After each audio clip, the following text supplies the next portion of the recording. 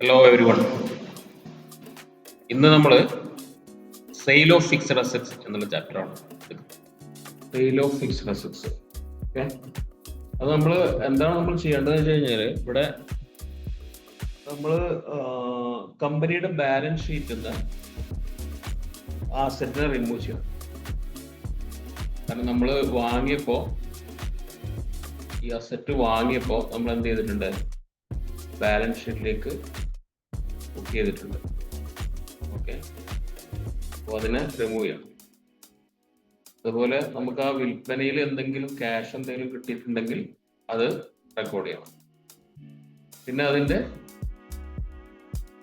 ഗെയിനോ ലോസോ ഉണ്ടെങ്കിൽ അത് ഇൻകം സ്റ്റേറ്റ്മെന്റിൽ കാണിക്കുന്നു. അതാണ് സെയിൽ ഓഫ് ഫിക്സഡ് അസറ്റ് എന്നുകൊണ്ട് ഉദ്ദേശിക്കുന്നത്.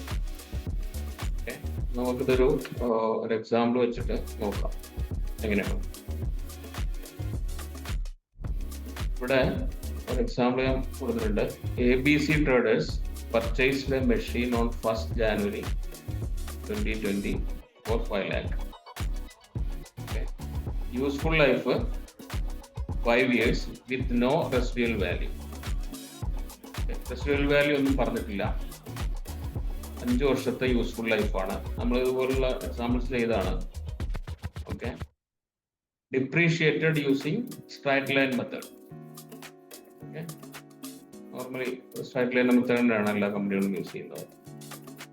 പിന്നെ സംഭവിച്ചത് on 31st March 2020 company sold the machine for 3,20,000.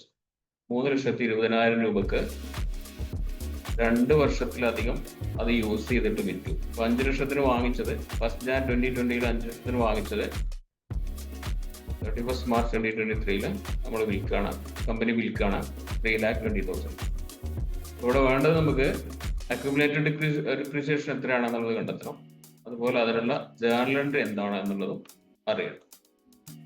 Okay, അപ്പോൾ ഈ ഒരു എക്സാമ്പിൾ ചെയ്യുമ്പോൾ നമുക്ക് ഏകദേശം അതിൻ്റെ ഒരു രൂപം കിട്ടും. അതിൽ നമുക്ക് ഫസ്റ്റ് ചെയ്യേണ്ടത് അതിന്റെ ഡിപ്രീസിയേഷൻ ഒന്ന് കാൽക്കുലേറ്റ് ചെയ്ത് നോക്കാം. ഓക്കെ, അതിന്റെ പർച്ചേസ് പ്രൈസ് 5 lakh ആണ്. 5 lakh ആണ് പർച്ചേസ് പ്രൈസ്. പിന്നെ ലൈഫ് വരുന്നത് 5 years എന്ന് പറഞ്ഞിട്ടുണ്ട്. യൂസ്ഫുൾ ലൈഫ് 5 years എന്ന് പറഞ്ഞു. അപ്പോൾ നമുക്ക് ആനുവൽ ഡിപ്രീസിയേഷൻ ഈസി ആയിട്ട് കാൽക്കുലേറ്റ് ചെയ്യാൻ പറ്റും. 5 lakh divide by 5 year. Okay, ഒരു വർഷത്തെ ഡിപ്രീസിയേഷൻ എന്ന് പറയുന്നത് 1 lakh ആണ്. 1 lakh ആണ് ഒരു വർഷത്തെ ഡിപ്രീസിയേഷൻ. പിന്നെ നമ്മുടെ പർച്ചേസ് ചെയ്ത ഡേറ്റ് 1st January 2020 ആണ്. അതുപോലെ അത് വിറ്റ ഡേറ്റ്, അത് ഡിസ്പോസ് ഓഫ് ചെയ്ത ഡേറ്റ് എന്ന് പറയുന്നത് 31st March 2023 ആണ്. അപ്പൊ നമ്മൾ ടോട്ടൽ യൂസ് ചെയ്തത്, ആ ഒരു മെഷീൻ നമ്മൾ ടോട്ടൽ യൂസ് ചെയ്തത് 3 years 3 months ആണ് ടോട്ടൽ യൂസ് ചെയ്തത്. അപ്പൊ ഈ 3 years 3 months നമ്മൾ യൂസ് ചെയ്തുകൊണ്ട് തന്നെ ഈ പ്രോപ്പർ പീരിയഡിലുള്ള ഡെപ്രീസിയേഷൻ നമ്മൾ ബുക്ക് ചെയ്തിരിക്കണം. അത് ഓരോ മന്തിലും നമ്മൾ ബുക്ക് ചെയ്യുന്നതാണ് ഏറ്റവും ബെറ്റർ. അപ്പൊ അങ്ങനെ ബുക്ക് ചെയ്തിട്ടുണ്ടാവണം. ഓക്കെ, അക്യുമുലേറ്റഡ് ഡിപ്രീസിയേഷൻ എന്ന് പറഞ്ഞാൽ അറിയാം, അതായത് ഇതുവരെ നമ്മൾ 31st March വരെ ആ ഒരു മെഷീന് എത്ര ഡിപ്രീസിയേഷൻ മന്ത്ലി പ്രൊവൈഡ് ചെയ്തിട്ടുണ്ടോ അതാണ് അക്യുമുലേറ്റഡ് ഡിപ്രീസിയേഷൻ. അത് വരുന്നത് നമുക്ക് 1 lakh ഡിവൈഡ് ബൈ 12 ആണ്. ഈ 1 lakhനെ 12 മാസം കൊണ്ട് ഡിവൈഡ് ചെയ്യുമ്പോൾ നമുക്ക് 8,333 കിട്ടും. ഓക്കെ, അപ്പോൾ നമ്മൾ 3 ഇയറിന് നമ്മൾ 1 lakh വെച്ചിട്ട് 3 lakh വരും. 3 വർഷത്തെ അക്യുമുലേറ്റഡ് ഡിപ്രീസിയേഷൻ. അതുപോലെ 3 മാസത്തേത് നമ്മൾ പിന്നെ കാൽക്കുലേറ്റ് ചെയ്യാം.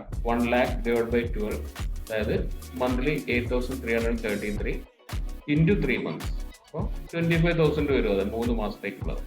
ഓക്കെ, സോ ടോട്ടൽ നമ്മുടെ അക്യുമുലേറ്റഡ് ഡിപ്രീസിയേഷൻ 3,25,000 ആണ്. അത് നമ്മൾ വാങ്ങിയത് 2020 January 1, വിൽക്കുന്നത് 31st March 2023. ഓക്കെ, 3 വർഷത്തിലധികം നമ്മൾ യൂസ് ചെയ്തിട്ടാണ് വിൽക്കുന്നത്. അപ്പോൾ അതിന്റെ അക്യുമുലേറ്റഡ് ഡിപ്രീസിയേഷൻ നമ്മുടെ ബാലൻസ് ഷീറ്റിൽ ഇത്രയും കാണിക്കണം. ഓക്കെ, ഇനി നമ്മുടെ ബാലൻസ് ഷീറ്റ് എങ്ങനെയാണ് കാണിക്കുന്നത് എന്ന് നോക്കാം. ബാലൻസ് ഷീറ്റ് ഇത് 31/3/2023 ഈ കമ്പനിയുടെ ബാലൻസ് ഷീറ്റ് ഇങ്ങനെ ആയിരിക്കും ഉണ്ടാകാം. ഫിക്സഡ് അസറ്റ്സിലെ മെഷീൻ 5 lakh എന്നുണ്ടാവും. അതിന് ഒന്നും സംഭവിക്കില്ല. നമ്മുടെ ഒറിജിനൽ പർച്ചേസ് പ്രൈസ് ആ ഫിക്സഡ് അസറ്റിൽ നമ്മൾ ഒറിജിനൽ വാല്യൂവിൽ കാണിക്കും. ഓക്കെ, അതാണ് മെഷീന്റെ വാല്യൂ കാണിച്ചു. പിന്നെ അക്യൂമുലേറ്റഡ് ഡിപ്രീസിയേഷൻ നമ്മൾ പറഞ്ഞിട്ടുണ്ട്. അക്യൂമുലേറ്റഡ് ഡിപ്രീസിയേഷൻ ഒരു കോൺട്രാ എൻട്രി ആയിട്ട് അസറ്റ് സൈഡിൽ തന്നെ ഫിക്സഡ് അസറ്റിന് താഴെ ഏത് അസറ്റ് ആണോ അതിന്റെ ഫിക്സഡ് അസറ്റ് ആണോ അതിന്റെ തൊട്ട് താഴെ കോൺട്രാ എൻട്രി ആയിട്ട് കാണിക്കണം. അത് അക്യൂമുലേറ്റഡ് ഡിപ്രീസിയേഷൻ 3,25,000 ആണ്.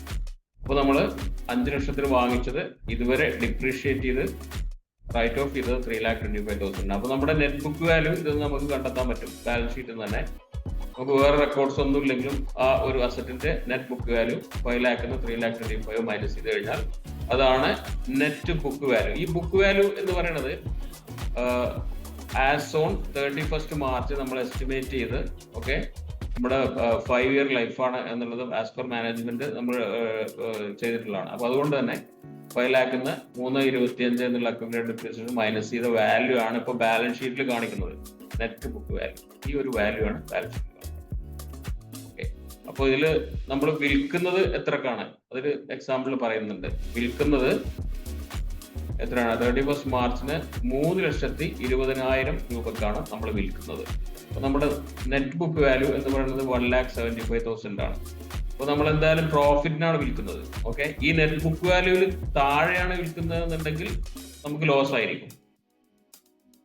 ഓക്കെ, ഇതിന് താഴെയാണ് വിൽക്കുന്നുണ്ടെങ്കിൽ ലോസ് ആയിരിക്കും. ഇതിന് മുകളിലാകുന്ന ഏതൊരു എമൗണ്ടും നമുക്ക് എന്താണ്? ഗെയിൻ ആണ്, പ്രോഫിറ്റ് ആണ്. ഓക്കെ, അപ്പോൾ അത് തീർച്ചയായിട്ടും എന്താണ്? നെറ്റ് ബുക്ക് വാല്യൂ 1,75,000 ആണ്. അത് നമ്മൾ കാൽക്കുലേറ്റ് ചെയ്ത നെറ്റ് ബുക്ക് വാല്യൂ എന്ന് പറയുന്നത്. Okay, original price minus accumulated depreciation. പിന്നെ വരുന്നത് സെല്ലിംഗ് പ്രൈസ്. നമുക്ക് ഓൾറെഡി അറിയാം നമുക്ക് എത്രയാണ് ക്യാഷ് കിട്ടുന്നത് അത് വിൽക്കുമ്പോൾ, അതാണ്.